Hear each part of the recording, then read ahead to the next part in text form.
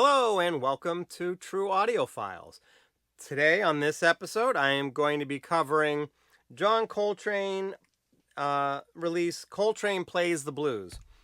Biggest reason why I'm doing it is because there was a new release that came out from Analogue Productions, and I'm trying to straighten it out as I talk, the hype sticker, so you can kind of see it. But basically, it's one of the releases that's part of that 75th anniversary reissue schedule, done on 45 RPM audiophile vinyl by QRP and Analogue Productions. So that's what this one is here.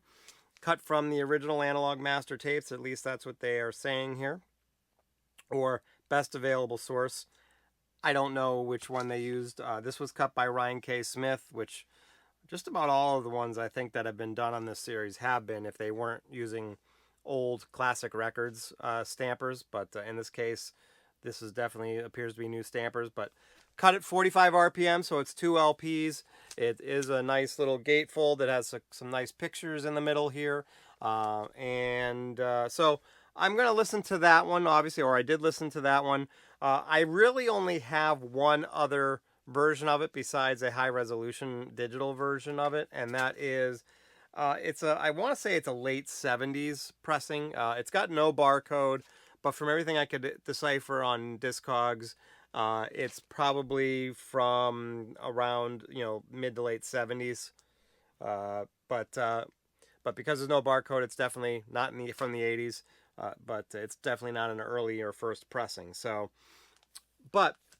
that's basically the only other one I've listened to. I wish I had an original, but I don't. So for those of you who don't know how I do these shootouts, generally how I do it is I listen to the new reissue that comes out, because that's generally when I do these shootouts, and listen to that all the way through, kind of decide which track or tracks would be the best ones to listen to try to do a shootout and A-B compare to figure out which one sounds better. And I basically used Blues to Elvin, which is the first one on the side one of both albums, and then Mr. Day, which is the first actually and only track on side 3 on the new one, and the first track on side 2 on this. Those are kind of the ones I kind of listened to and A-B'd back and forth. So put on the new record, initial thoughts were, it sounded very quiet in terms of the pressing, very clean. It had a nice warmth to it. There was a good clarity to it. Nice open sound stage as much as it can be. One of the things that drives me nuts about these early Atlantic stereo jazz titles that I keep forgetting about, or relatively early, is that they are, for the most part, hard panned left and right. For example, on this one, the drums and the piano were on the right side. The bass and the saxophone were on the left side. I believe that's how it was, yeah. Anyways, so it's really hard to gauge soundstage on a album like this. It did have a little bit of a soundstage to it. I could kind of differentiate the space between the different instruments to a certain extent. But overall, like I said, sounded really good. Nice, clean, crisp sound. Good highs, deep bass, and just a overall warmth to it that I really liked. So then I did the comparison with the late 70s pressing. And I would say the late 70s pressings, or I wouldn't say, I would definitely say that the late 70s pressing was a little thinner sounding, not quite as warm sounding as the Analogue Productions version.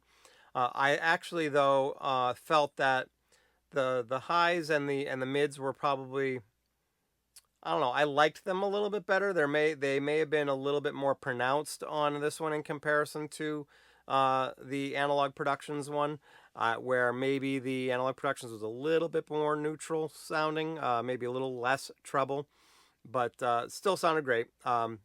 So both sounded spectacular. I really love to hear what a first pressing would sound like. But if I had to compare the two, it would be pretty straightforward, where the Analogue Productions one, to me, definitely had the warmth to it that is really nice. And, a somewhat even tone to it. Maybe a little bit A little bit heavy in the lower mids, upper bass, maybe a little tiny bit, but overall pretty neutral sounding.